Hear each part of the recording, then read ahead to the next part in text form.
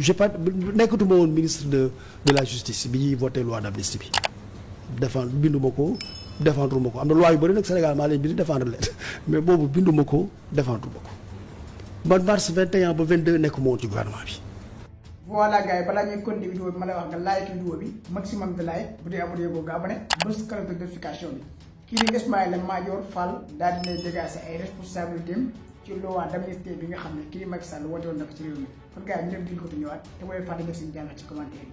question bi nga posé li ci ëpp solo c'est d'abord conceptuel terminologique c'est impropre de parler d'abrogation de la loi sur l'amnistie parce que l'abrogation c'est pour l'avenir. L'abrogation, c'est l'anéantissement juridique d'un acte pour ses effets pour l'avenir. Pour l'avenir. Alors que ici, je pense bien que les gens, c'est le passé qui les intéresse. On n'abroge pas quelque chose qui est dans le passé. C'est comme en droit privé, on distingue l'annulation, qui est un anéantissement rétroactif d'un acte. Maanaam ñu signé benn contrat, d'accord ñu ci, ñu ne dañ koy annuler. Suñ ko annuler, rétrospectivement, li amoon yëpp dootul amati. Loolu la ñuy wax annulation. En droit privé, l'annulation, c'est l'anéantissement rétroactif. Pour l'avenir, on parle de résiliation. Résiliation, c'est pour l'avenir. Donc, l'abrogation, c'est une résiliation.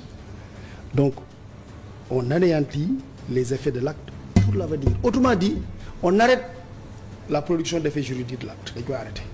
Acte bi dootul li mu def nag ba fii kenn du ko la. Mais pour l'avenir, dootul amati. Loolu la ñuy wax abrogation. Donc, déjà, c'est impropre de parler. Donc là, c'est abrogabilité. Non, là c'est annulation. Non, oui. On doit parler de au lieu d'abrogation, on parle d'abrogabilité. Non, on parle d'annulation. Non, attends, abrogation c'est pour l'avenir. C'est pour l'avenir. Si on veut revenir sur des faits yoo xam ne dafa am dans le passé. Mais on l'annule alors. C'est une annulation. Donc là, c'est l'annulation tout bonnement tout. De la loi d'amnistie. Oui, c'est possible. Oui, parce que c'est l'annulation qui a des effets rétroactifs. Maintenant, bon, moi j'ai entendu les débats, etc. Moi je suis pas un fan de la loi d'amnistie. D'accord, ci woon. D'accord, ma ci woon. Mais solidarité gouvernementale aidant, si le président dit loi d'amnistie, parce que j'ai vu aussi que le président, il voulait la loi d'amnistie pour apaiser le pays. Il y a des ministres d'ailleurs qui s'étaient opposés, il les a enlevés du gouvernement. Voilà, exact. RTAS. Parce que, voilà, donc j'ai compris que c'était une exigence de solidarité gouvernementale. Et moi, j'étais pas un fan de la loi d'amnistie. J'ai pas nekkatuma woon ministre de la justice bi ñuy voté loi d'amnistie bi défendre binduma ko défendre ma ko am na loi yu bëri nag Sénégal maa leen bind défendre leen mais boobu binduma ko défendre ma ko man mars 21 ba 22 nekkuma woon ci gouvernement bi donc événement yooyu yëpp am yëpp sama yoon nekku ci man maa ngi dugg ci gouvernement bi en juillet 22 laa ñëwaat ministre de la justice donc moi l'amnistie qu'on l'abroge ou pas ou qu'on l'annule ou pas franchement vraiment en toute humilité c'est pas mon problème mais je trouve quand même que le président de la République voulait qu'il y ait une amnistie pour apaiser le pays moo tax j'ai soutenu maintenant j'ai entendu les arguments des uns et des autres moo tax moo ko dégloo ba pare dama ne leen mais comme chacun a un argument et comme son argument te comme sànq ni ma la ko waxee au début de notre propos dama la vérité juridique elle est judiciaire la vérité juridique elle n'est pas experte elle n'est pas professorale elle n'est pas voilà elle est judiciaire ma ne mais on a un juge qui est au Sénégal mais consultons-le. Conseil constitutionnel. Peut-on abroger ou annuler, ce soit ou révoquer la loi ou pas? Il y a deux dispositions dans la Constitution qui permettent de trouver une réponse judiciaire. La première disposition, c'est l'article 92, qui dit que le Conseil constitutionnel peut être saisi pour avis par le président de la République.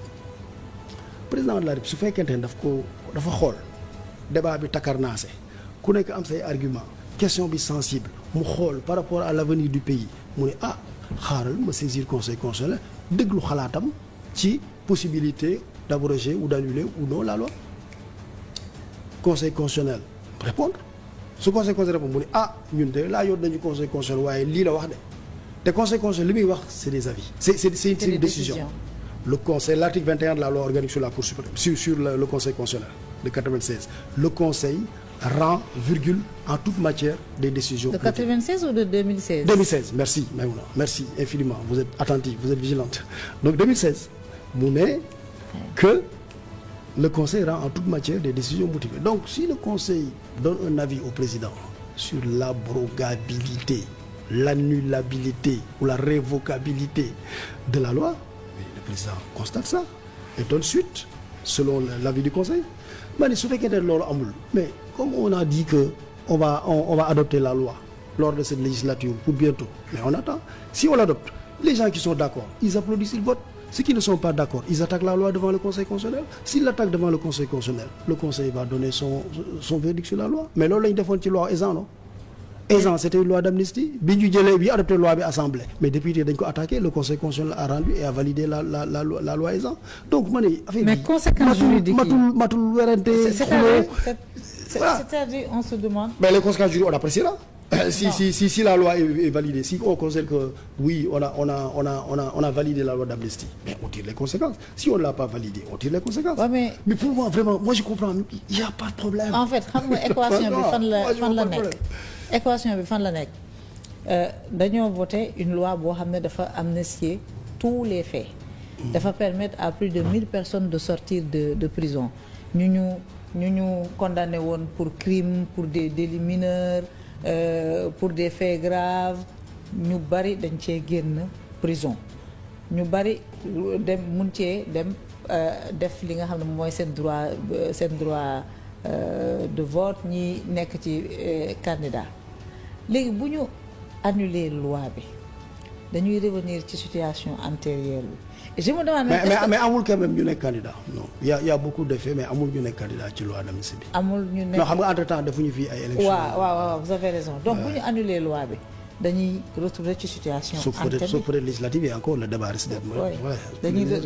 dañuy retrouver ci situation ante bi.